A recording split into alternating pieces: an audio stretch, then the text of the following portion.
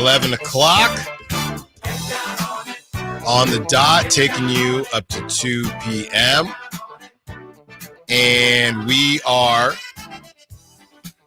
talking about our trade candidate of the day. I wanted to do it a little bit differently today.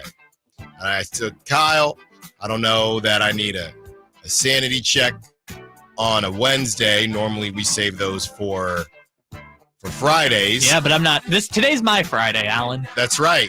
I'm not going to be here the next 2 days. That's right. I guess I am. I'm going to be doing the morning show tomorrow. You're going to be doing the morning show, and we have Anthony or Ramsey. I think Ramsey Thursday, Friday. Okay. But I'm doing the morning show tomorrow and then not here on Friday. There you go. So this is essentially Kyle's Friday, at least on the show. Yeah, I still have to wake up at 4:30 tomorrow. There you go. And that's fun. I like getting up maybe that's just, I'm getting another gray hair. I like getting up before the sun, the early bird, as they say. And UPS Chris guessed this correctly. Like I said, this is kind of a hybrid deal, if you will. And the trade candidate of the day, I never thought I'd be saying this, a shooting guard trying to make things right. Jared McCain of the Philadelphia 76ers. Bring him home. Bring him home. Bring our guy home. Shouldn't have even been in this situation to begin with. You're going to take a guard. He's also kind of the same as DeRozan because I think he left like before high school to go to one of those schools. No, he did. He went to high school actually, he went to high school in Southern California, so he never left home. If DeRozan's home. He's been home the entire time. Philadelphia is home. Is the whole state of California.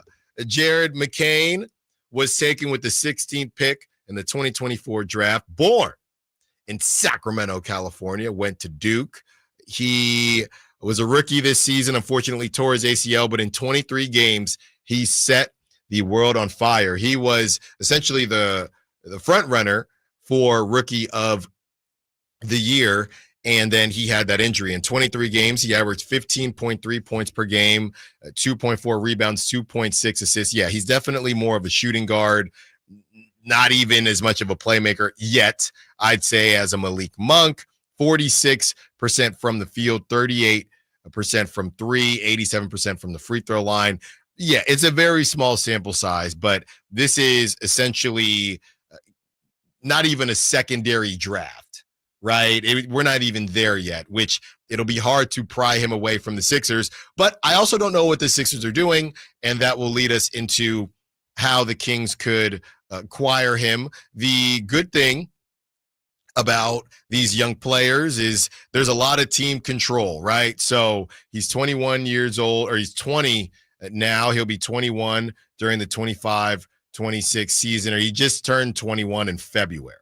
So a young 21 or a young-ish 21, club option in 26-27, another club option 27-28. One of those we'll be talking about an extension, of course, but you got him on a really good deal if you believe in what you saw in these 23 games. Like I said, it's going to be really hard to pry him away. Maybe that ACL makes the conversation a little bit more interesting. They have Tyrese Maxey. I don't know that they're 1,000% redundant, but I just don't know that Joel Embiid, they're just a mess, right? And I don't know that Tyrese Maxey and Jared McCain are going to be leading you to a championship per se, even if you move off of Joel Embiid. So it might just be a situation where let's see what we can do. Let's see what we can move off of.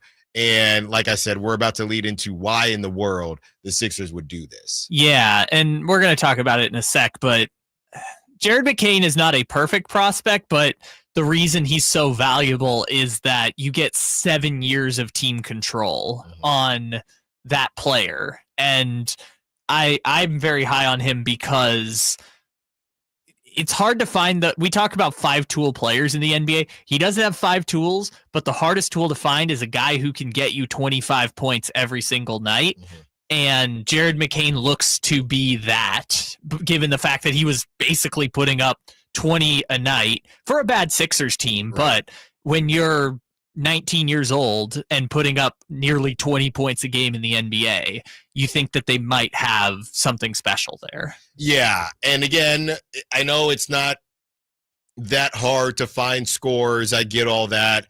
But the kicker to this, and what could maybe entice the Sixers would essentially be he's 20 years old or 21 years old, coming off a torn ACL, small sample size, not a great defender right now, to say the least. But the kicker would be if you are the 76ers and they have positioned themselves in a way and postured themselves in a way that I personally don't believe, because we don't know how much Joel Embiid is going to play. No, I'm not talking about taking on Joel Embiid because there's just too many years left on his deal. But yes, I am talking about taking a flyer on a Paul George and essentially saying to the 76ers, look, we're calling your bluff. You don't want to keep Paul George. Paul George is owed a lot of money, a lot of money. Him and Zach LaVine are kind of tied for like one of the 5 worst contracts in the NBA. There's 3 years left on the deal. Okay. And like I said, about 5 minutes here, we'll get to those actual deals. But hey, Sixers, you're stuck with Joel Embiid. Nobody is he's not serviceable, right? But Paul George at 51 mil, just give us Jared McCain, who, again, I like Jared McCain. Is he going to be a superstar? I don't know about that. So you're essentially doing 2 things at once, where you're getting a 35-year-old Paul George to pair him with, and he can handle the basketball, not a ton, but he can handle the basketball. Can do it enough. To pair him with Zach LaVine and Domantas Sabonis. And yes, I know he's more of a shooting guard than a point guard in Jared McCain, but you get a scorer and maybe he can evolve a little bit and make enough. So you have an older big 3, right? I don't know who's better at this point between Paul George and DeMar DeRozan. It's Paul George when he plays. I don't know. Paul George was pretty bad last year. No, he was bad, but he couldn't stay on the court either. But you're basically saying 3 years or 2 years of Paul George, Domantas Sabonis, and Zach LaVine, then everything clears out. Domantas Sabonis, if it doesn't work, it's one of those deals where if it doesn't work, Domantas Sabonis asks out for that last year, and somebody would be interested because he'd only have one more. You'd be stuck with Paul George. Zach LaVine would be off the books at that point. You get through there one more year with Paul George. I don't know. Maybe he's just ring chasing at that point. And go ahead. And you're probably tanking at this point. You're tanking at this point. You're rocking and rolling. Now, Jared McCain's only 23. So you have a young Jared McCain. You have Jared McCain at 23. You have Keegan Murray at 27, right? You have Keon Ellis at 27, 28. You have Devin Carter, right? Unless we got to deal him. We're going to find out in about 3 minutes here. So that's a world I wouldn't mind living in. You see if Paul George has anything left. His value is terrible right now. You're probably not going to get a pick because you're getting Jared McCain, and you see what happens. That is not I know Paul George's contract is terrible, but if you're, again, caveat, if you're refusing to tear it down right now, okay, let's see what happens, and we get a Jared McCain for when this doesn't work. So while this is obviously unlikely, because if you're the Sixers, you want to see what Jared McCain is going to be with, 7 years of relatively good value in a team-controlled contract. They also signed Paul George without knowing what Jared McCain would become. Mm-hmm. So now they're kind of stuck. And maybe they say, well, we'll just move Paul George and not give up Jared McCain to make it happen. But Kings fans have complained, some of them, about the Trae Young, Zach LaVine backcourt and how awful defensively that would be. Yeah. Tyrese Maxey, Jared McCain backcourt also looks like it's going to be really bad. Mm-hmm. And maybe Joel Embiid makes that fix, but the Sixers just have to pick a timeline is honestly the easiest answer I can give you. Because right now they have a former MVP who is exiting his prime and has health concerns. Mm-hmm. You have an over-the-hill 35-year-old making a lot of money. you have a 25-year-old max point guard, and you have a 20-year-old shooting guard. All four of your best players are all on different timelines. And oh, by the way, you also have the number 3 pick in the draft, where it seems like that's true. Seems like they're probably going to draft VJ Edgecombe, which is a power forward. Mm-hmm. So at this point, you would be 5 players on 4 different timelines, all making either max contracts or close to the max contract. They just kind of have to pick a lane. Right. You're kind of, and you came up with this one. You're making the point of maybe they pick the lane of we're going to try and compete now. Mm-hmm. And to do that, we're going to have to move off of Paul George's contract. Well, and what would actually happen, assuming they keep number 3, which I don't know why they would. That's the thing. That's why it's posturing, because they came out and said, we're not moving Paul George or Joel Embiid. So why are you keeping the number 3 pick? That doesn't make a ton of sense. Because they're the zombie 76ers, as I call them. They're on 4 different timelines. None of it makes sense, which I will point out, the Thunder are a good example of, like, you do need a blend of max contract guys and guys on their rookie contract because you just can't afford all of them. But the whole thing is predicated on Joel Embiid. So if you're making this point, you're saying whenever Embiid is healthy and able to lead us to a championship again, then we will have a better supporting cast than we've ever had before, because we're going to have McCain on a rookie contract, Edgecombe, Tyrese Maxey, I guess maybe another young player by that point. Yeah. But the Paul George thing just kind of boxes them in a little bit on what they can do. Right. Because the reality is, if you are the Kings and they were refusing, let's say they want to pair Edgecombe with McCain, which is probably more likely, then it would be, okay, well, then we'll take Paul George. But I don't know, Kyle, for Paul George, if you think they're going to be decent because they're in the East and it's such a gamble with Embiid, if you're taking Paul George by himself, let's say we're doing the same deal because Jared McCain isn't making any money. So whatever deal we talk about here in about 60 seconds here, you do that deal, and then I'm going to need at least 1 first rounder, probably a first rounder and a swap. Maybe the Sixers do. The Sixers are going to have to pick Jared McCain or 1 to 2 of their draft picks, because if they want to move off of Paul George, because nobody is just trading for Paul George for the money. Well, unless they're trading another bad contract, right? Like Zach LaVine. That is a possibility. I'm thinking like the Michael Porter Jr. Zeke Naji package. Or Beal. Yeah, exactly. The point is they're either attaching something to move Paul George to a tanking or... And why would that team want another bad contract? It's just to get off of their own bad contract. Hey. But again, that doesn't help the Sixers. It just is reshuffling the cards. Right. Unless they get some pieces we think they can use now, which is what we're going to discuss when we return. Don't move. Outside Sactown Sports. Jared McCain and Paul George. Bit of a package deal for the trade candidate. You're trying to get Jared McCain, get a little bit younger, but it's going to cost you, okay? And it's going to cost you in that you would have to take on Paul George's contract. And I am objectively fascinated in what Paul George will do next season.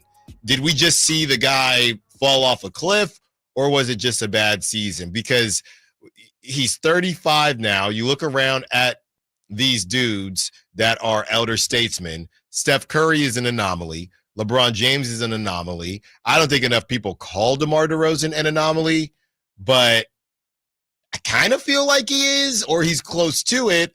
Paul George, back in his day, he could defend. He could obviously score the basketball. He could take over. Last season was so riddled with injuries, which, again, is part of the whole age thing. Don't get old, people. I don't know what Paul George is now. I don't know if he stinks, or I don't know if it was a one-off bad season riddled with injuries. Well, let's look at it from the same standpoint of the Sixers and the Clippers, right? James Harden, which the Clippers had 1 year with both of them, but if you look at it in hindsight, they basically swapped James Harden for Paul George. Mm-hmm. James Harden's the same age as Paul George, and he just made All-NBA this season. I think James Harden, guy. who treated his body like you know what for 10 years and is still at an all-NBA level, kind of tells me that Paul George has a chance to get back to being I'm not saying he's going to be all NBA, but a chance to be a number 2 or number 3 on a contending team. But the Sixers got a lot of other questions outside of Paul George to answer. Huge offseason, I would say, for Paul George to just get his body right the best way he can. Put the mic. Hey, put the mic down, Paul George. Podcast P. Put the mic down. I kind of liked Podcast P show. He played 41 games, which is better than some players that we've talked about on this show before. In 41 games, he averaged 16.2 points, 5.3 rebounds, 4.3 assists, 43% from the field, 35% from three, 81% from free throws. So, it's not as if it basically he literally played half the games. He played half the games, and he took how many? 6.5 threes a game. He's just out there chucking. Nothing wrong with that. And he played 32.5 minutes per game. So is there something left? The year before, 33, he played 74. He played 74 games. Okay? 33.8 minutes per game. Did that burn him out? Or was this just a one-off season? Before that, he played 56 games in 2023. Before that, he played 31 games, 3-1 in 2022. Before that, 54 games, then 48. Ugh, my goodness. This is a rough one. It's not about Paul George. It's not about Paul George. It's about Jared McCain. But I'm trying to sell people. I'm trying to convince somebody, I don't know who, that this deal makes sense. Okay, Kyle, how many deals do we have today? 2. All right, let's hear the first one. First one is based on the one that you came up with originally, which was DeMar DeRozan and Malik Monk for Jared McCain and Paul George, which is not going to be enough to get it done. But on which the Kings side, okay, you're not getting Jared McCain for Malik Monk. So we got to throw in Devin Carter. Okay. We got to throw in one of the Charlotte seconds, which we expect will be somewhere in the 30s. So you're looking at DeRozan, Malik Monk, Devin Carter, who, by the way, was drafted 3 picks ahead of Jared McCain just last year.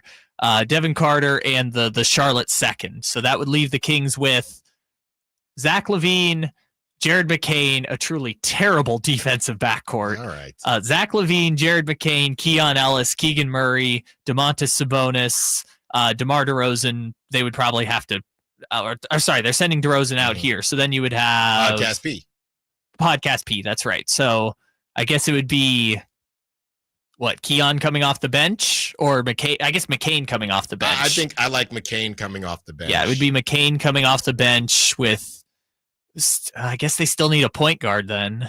I guess Podcast P can be the ball handler with Sabonis. So and Tyus is there somewhere. Sure. Chris Paul. Chris Paul, yes. There we go. All the OGs. Oh my God. Yes. Could you imagine how many jerseys the Kings would sell of Chris Paul, Paul George, and Jared McCain? My God. Yeah. Just so many jerseys. I think we need to think this through. Ownership. Then off the bench, we would have, I guess in the situation, Tyus Jones, Jared McCain, Valanciunas, and maybe LaRavia. That's a 6 seed, baby. That is maybe a 7 seed. That is a 6 seed. I get a motivated Paul George. I get just a dog in Jared McCain. Basically, a younger Malik Monk, essentially, is what you're getting. Oh, cheaper. Malik Monk with more control, more team control. I know Kings fans would be excited about having Jared McCain, but how are you going to justify paying $100 million to Zach LaVine and Paul George? Look, it's a means to an end. They buying them jerseys, though. I'm telling you, motivated Paul George. He comes back home. He's from Palmdale, California. He went to Fresno State. That's right. Fresno State's only 3 hours away. That's right. He's coming on home. Come on now. All right, what's the second? And am I doing this? It's a little hefty. You don't have to trade a first-round pick, but you do have to trade Devin Carter. Yeah, it comes down to Jared McCain. Which, by the way, how does that sucks that Devin Carter, who was picked 3 picks ahead of Jared McCain, now has less value than Jared McCain. But that's what happens when you don't play. Well, and you're older. Those are two very important things, Kyle. Yeah, I know. They both have injury problems. Yeah, but ACL, ACL, those things, they cook them back very easily. The only reason I'll do the deal. I'll do it. I'll do the deal. Why not? What's the next one? All right. So the second one is I'm not going to like this. It's the Zach LaVine one, which is you gotta give up on Zach LaVine to get Paul George, which honestly some people might like more, but those contracts are kind of equally as bad. So now we have to. A Zach LaVine for Paul George trade would work 1-for-1, but we got to get Jared McCain in here somehow. Right. So in this deal, it would be the Sixers getting to pair with Tyrese Maxey, Keon Ellis, and then the Kings would throw in a protected first-round pick. Whoa. Why? Because Keon Ellis for Jared McCain is not a fair swap. Jared McCain's got 7 years of team control left. Where's my hell no? Where's Mike Malone? Hell no. Yeah, no. We're not doing that. Would you trade Keon Ellis for Jared McCain? Yes. You would give up Keon Ellis, you're saying?